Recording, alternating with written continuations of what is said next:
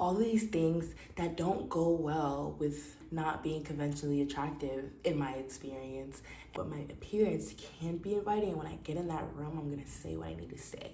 Hey guys, this video was just off my head last night. I just didn't record it, so I told myself that in the morning I would take a shower, which I done did, journal, which I did, and make this video and edit it while I eat and make breakfast. So here I am. Welcome to Laur Talks Beauty. Hit that subscribe button. Update on me. I didn't get those hot Cheetos yesterday. So, to me, 0 bad behavior. Okay.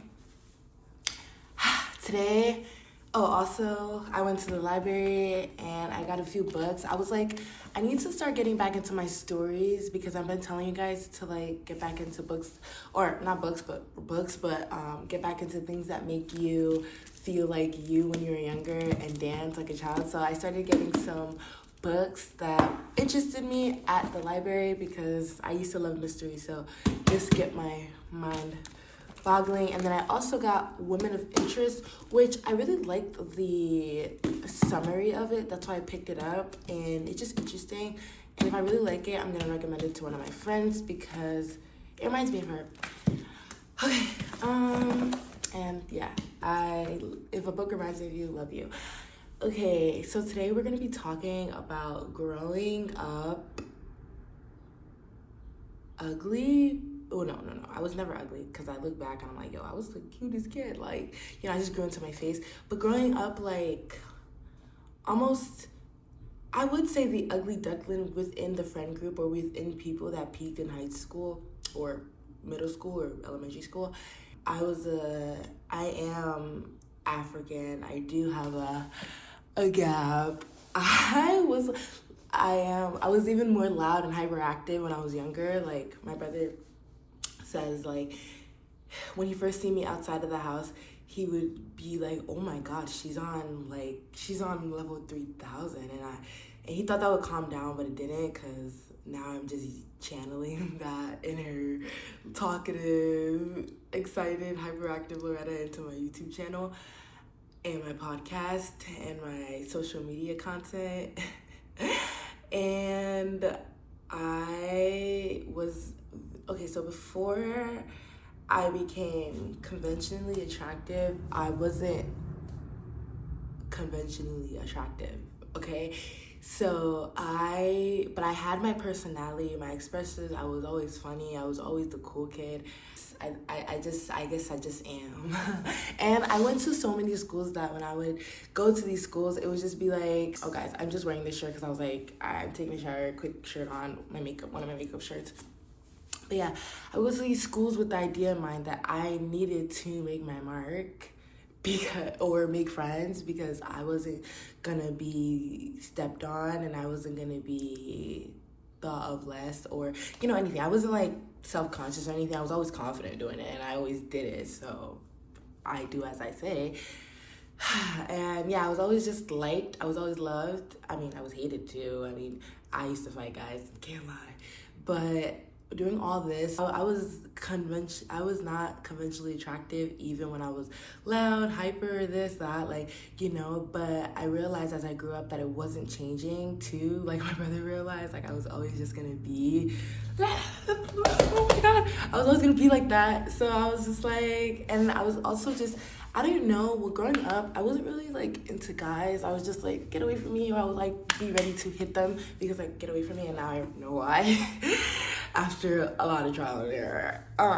And I just wasn't a guy's first pick because I mean all the girls liked the guys and all the guys liked the girls.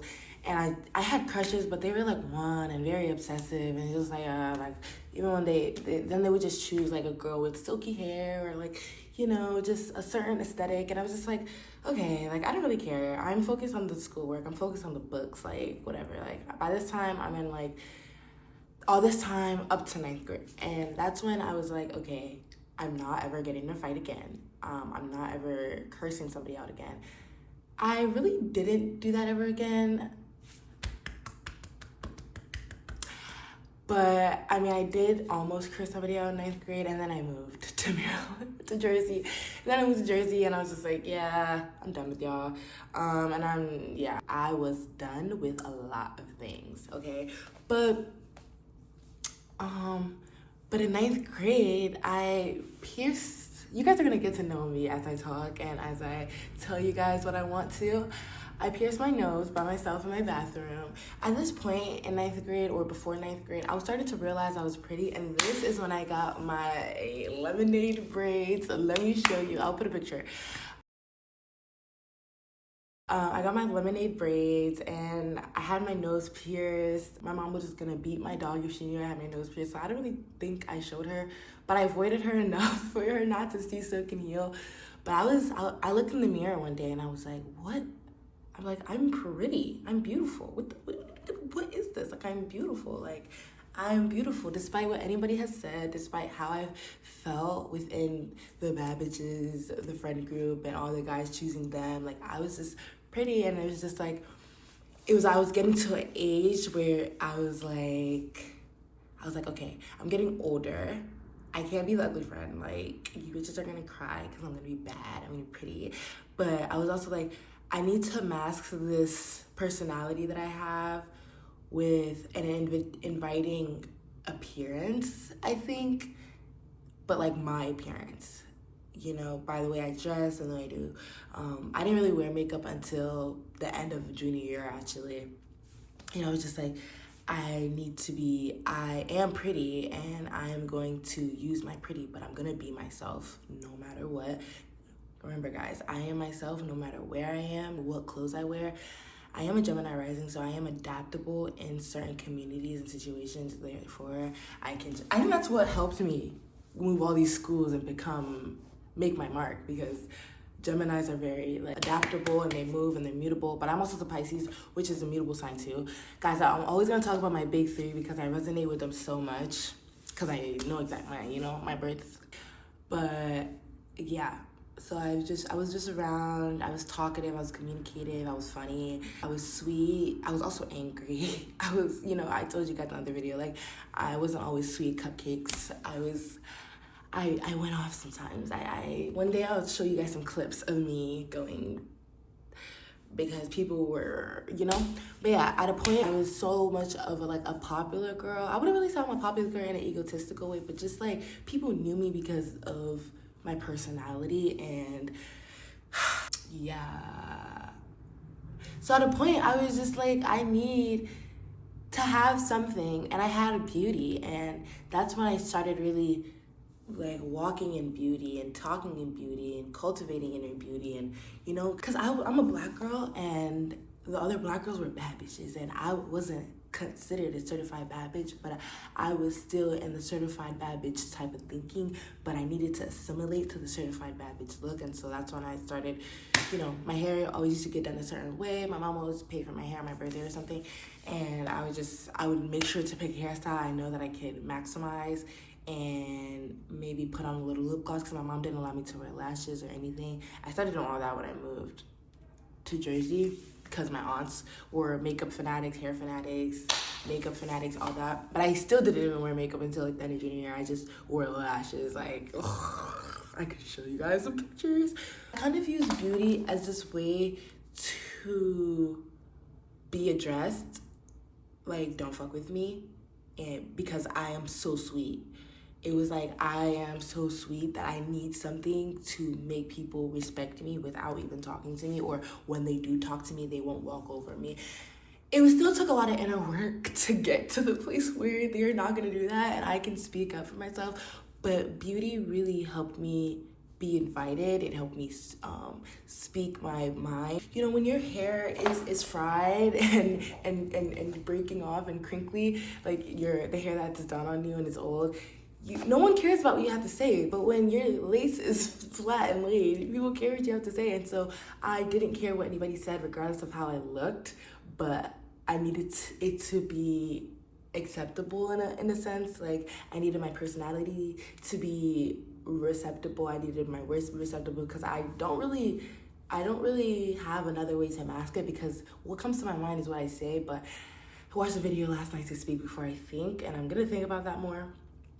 I know how to control my emotions out of my mouth sometimes. But yeah, I needed whatever I was saying to be heard and respected, and beauty is power, and I realized that like young, and then I developed into it a little bit older because I realized that I was still being very unconventional in what I was saying, and I was still having my big personality and being super sweet and being super thoughtful and all these things that don't go well with necessarily not being conventionally attractive in my experience. And being conventionally attractive while being those things is almost like a double power, because it's like I have inner beauty and outer beauty, and people take 5 steps back because they know not to play with me, because I can be smiling and nice, and I can get just as angry with that beauty on, and you can still be receptive the same way. And that's my superpower. Beauty is my superpower. And yeah, I think that was my experience growing up. And even now, it's like I have no tolerance for men on these streets, because they're the only ones that seem to be outside all day with nothing better to do. And so when I'm makeuped up and stuff, they will do a lot, and I would just literally look at them and not say anything, or not even pay attention to them, and just be pretty. And it just holds more power because they expect more when you're not conventionally attractive. I don't know. I don't really care to not be friends with people who are conventionally attractive and unconventional. I don't really care for that, honestly. I just care about it for myself, because I know how my mouth gets. I know how my thoughts can get. I know how uninviting my thoughts can be. But my appearance can be inviting. When I get in that room, I'm going to say what I need to say. Yeah. And even being, I'm a reader. I'm not a weird kid. I feel like people call bookworms and people who are studious and people who like history and psychology and like to think different ways, they call them weird and they call them different, but it's I'm not. And so since you guys are assimilation dummies, let me assimilate, and so then you can hear what I have to say. Because yes, I am a reader. Yes, I love to work out for fun. Yes, I love to eat good. It's not for anybody's thing. It's literally in my culture to literally eat vegetables and protein and your carbs at the right time, and drink water. I like to stay clean. I like to think big. I like to watch podcasts. I like to watch, those things are considered only a certain type of person can do it. And it's no, you can do whatever you want to do, however you look, but those are my hobbies. Those are my interests. Those are my love languages. And see, they're outside again, and I don't know what they're doing this time. But those are my love languages to myself, and I'm gonna do that. And to be friends with the people, to be friends and to attract the people that I want to be in circles with, I want to or admire. Sometimes they don't accept a certain look. I don't know why. It's just assimilation of dummies, assimilating to American culture, they assimilated Native Americans, Africans, all that. It's no. So I'll assimilate the look, but I'll keep myself. I also had a problem with style because I just wear what makes me comfortable. I am not a fashionista, I'm not gonna lie. But as I'm growing up, and I made a video where I was I just wear what I'm comfortable. I'm wearing Crocs because my feet are wider, so my feet just get really uncomfortable in shoes. They pain me to walk sometimes. I like running shoes, but I never really liked Jordans. I never really liked any of those fashionable shoes. I never really liked a lot of things. One second, I'm gonna get better. I never really liked a lot of the clothes, but it's the funny people that I would be friends with wore those things, and they're assimilation dummies. And so I was damn, I gotta wear them. But I never really got Jordans. I love my running shoes. I love shoes that make my feet comfortable because I have wide feet. At that point, keep it, bro. Keep the fashion. And now that I'm growing older, I realize my style is I also used to wear very tight clothes, and in my videos you might not see that a lot. But when I start really working out again, I work out every day. But when I start having the time to allocate to get ready and dress up and go work out and do all that thing and get breakfast. Like, I do that now, but it's just at home and it's just walking because it's cold outside, bro. But that's probably when you're gonna see me wear tight clothes. But other than that, I kind of like the baggy. Like, even in college, I was around so many people who just wore tight clothes and skimpy stuff, and it's like that was the old me.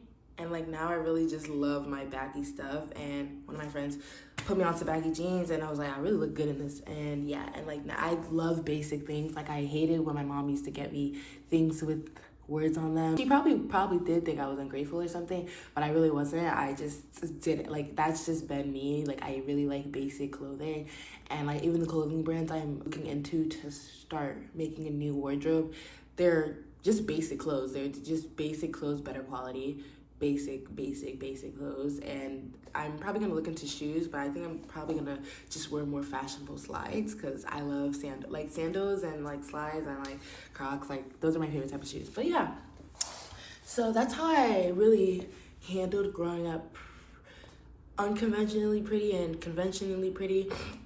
And because I was always beautiful inside. Like, I would never let anyone tell me I wasn't. I was always beautiful inside. I always cared. I always felt, and so therefore I was always beautiful. And now I control those feelings. Like, I taught in my last video that you should definitely watch because we're just going up from here, and you need to keep up with my thoughts and ideas. And yeah. So today, I'm probably gonna record another video. I'm gonna do my makeup. I'm going to eat some eggs for breakfast. I think I have some vegetables that I can make with those eggs. I'm probably gonna read while I eat breakfast. I journaled earlier this morning. I took a really nice shower. I woke up a bit late. Oh, I'm also gonna call my friend. Have a lot to update her on that I can't update you guys on because I don't want to. I want to update her. Yeah, that's what I'm gonna do today. I'm gonna go on a walk, or I'm gonna do Pilates, or I'm just gonna do some core work that I really haven't really done in a while because I do Pilates and I walk, which also builds my core. And yeah, and if you guys are also wondering why I'm probably gonna do a fitness video, but I mean, that's my niche because I do it so often. And it's like a second nature to me that I've used as a coping mechanism since I was younger too. So it was like all these things was just innate in me. I don't know. I loved working out. I love working out. It's just how far can you go? But yeah, so I'm gonna maybe make a fitness video, but it's I can't motivate you to work out. I can just express how lovely it makes me feel and hope to inspire you. Yeah. I'm so happy this video went so well. I will see you guys again. Make sure you subscribe. This video will probably be out by, I don't know. I can't put the thing down because my phone is on lock. So this video will be out probably by like 1. I have to do a lot of things today. I have to do some content. Yeah. Oh, last thing. Last night, I realized that I do have a lisp, and I probably wrote it in my other videos, captions, but like I wanted to explain that I think my tongue is just too big for my mouth, and I grew up with the lisp. Obviously, that's another thing. I have to continue this video because I grew up with a gap and my mouth how it is, but everybody always complimented my smile, first of all, and I was just always like happy. And so, but I realized like my lips just had to go, and it did. It does still to this day have to go. But I was just like, I've been thinking it's just my tongue sitting regularly in my mouth would look like this. But my tongue is just too big for my mouth. Like, it just is. And I researched it last night. There is surgery you can get. And it's like my little brother, his tongue was like, this part was stuck to the bottom and mine isn't. Like, mine has not. Mine is all the way in the back, so that's why I can talk so much and so fast and just talk and have all these ideas and have lisps too. So if I wasn't doing my lisp, I would probably be talking like this if I probably wasn't controlling it. So I kind of just controlled that, and I honed in on beauty, and I kept my inner beauty, and now I'm Loretta, and yeah, love you guys. subscribe. Laur Talks Beauty is just getting started. I think every time I'm gonna say this because it's just gonna be bigger and bigger and bigger and bigger and bigger. Okay, love you. I hate to bring these videos to close. I know you do too. I also hate hanging up the phone when conversation ends because that conversation was so good. All right, bye.